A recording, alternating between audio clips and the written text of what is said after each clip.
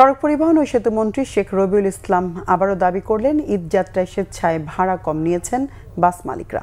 আর rail প্রতিমন্ত্রী হাবিবুর রশিদ বলেছেন, নতুন সরকার হিসেবে সর্বোচ্চ চেষ্টা ছিল ঈদ যাত্রা নিরাপদ করার। কিছু ত্রুটি বিচ্যুতি থেকে শিক্ষা নিয়ে আগামী দিনগুলোতে আরও সুন্দর ব্যবস্থাপনার আশ্বাস দেন তিনি। রিপোর্ট মহিবুল্লাহ মহিবের। অতিরিক্ত ভাড়া, দীর্ঘ যানজট আর সড়ক দুর্ঘটনা সহ নানা ভোগান্তিতে শেষ হয়েছে ঈদ উৎসব।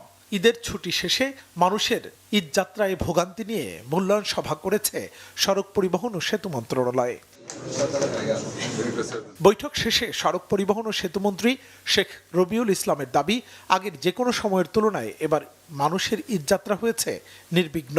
ফেরিতে ওঠার আগে সকল বাস যাত্রীকে বাস থেকে নামানো, ই টিকিটিং সেবা চালু এবং গণপরিবহনে জিপিএস স্থাপন সহ কয়েকটি গুরুত্বপূর্ণ সিদ্ধান্ত হয় সভায়। আমরা মনে করছি যে কোনো সময়ের চেয়ে 1.5 কোটি মানুষ নিরাপদে স্বস্তিতে বাড়ি ফিরতে সক্ষম হয়েছে বিধায় আমরা মনে করি। যদিও আমি বলছি যে 2-3টে দুর্ঘটনা আমাদেরকে ব্যথিত করেছে এবং আমাদেরকে যেটাকে বলা হয় ভারাক্রান্ত করেছে। আমরা BRTA, roads and highway authority সব কিছু মিলে আমরা তাৎক্ষণিকভাবে কোনো দুর্ঘটনা ঘটলে আমরা তথ্যপত্র কালেক্ট করি। সেখানে এবার আপনার মৃত্যুর সংখ্যা হচ্ছে রোড দুর্ঘটনা, রোড, সড়ক এবং নৌপথে যে দুর্ঘটনাটা ঘটেছে 170 জন। আপনি 11 দিনে গত বছর যে নিহত ছিল সেটা হলো 187 জন।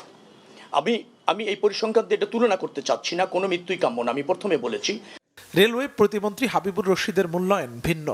ভুল ত্রুটি থেকে শিক্ষা নিতে চান তিনি। জানান, আগামীর ঈদযাত্রা নিরবিচ্ছিন্ন করতে এখন থেকেই উদ্যোগ নেয়ার কথা। আমরা এবার আসলে চেষ্টা করেছি, আমরা নতুন এসেছি, তারপর আমরা সমন্বয় করার চেষ্টা করেছি, সবাইকে নিয়ে কাজ করার চেষ্টা করেছি। আপনারা আমাদেরকে অনেক ইনফরমেশন দিচ্ছেন যেগুলি আগামী দিনে আমাদের আরো বাস্তবায়ন করার জন্য সহজ হবে। আর এসি বাসগুলি নিয়ে আপনারা কথা বলছেন, আমরা এই ব্যাপারে বসে আগামী দিনে এই ব্যাপারগুলি কি করা যায় এগুলি আমরা দেখব। ইন্টেরিয়াম সরকারের কোনো শত্রু থাকে না, পলিটিক্যাল গভর্নমেন্টের জ্ঞাত অজ্ঞাত বহু শত্রু থাকে, বহু ইন্টারনাল কনফ্লিক্ট থাকে।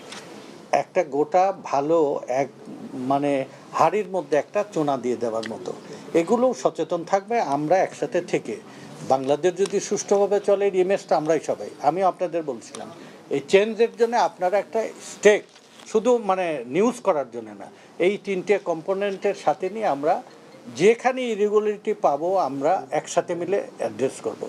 সরকারও তো চায় যে ব্যবস্থাপনা, আর চাঁদাবাজি, অনিয়ম, বিশৃঙ্খলা, এটার ব্যাপারে কিন্তু একটা পজিটিভ ডিসিশন হচ্ছে, দৃশ্যমান দেখবেন। সড়ক দুর্ঘটনা কমিয়ে আনতে নতুন পরিকল্পনার কথাও জানানো হয় সংবাদ সম্মেলনে। মুহিবুল্লাহ মুহিব, বাংলা ভিশন, ঢাকা।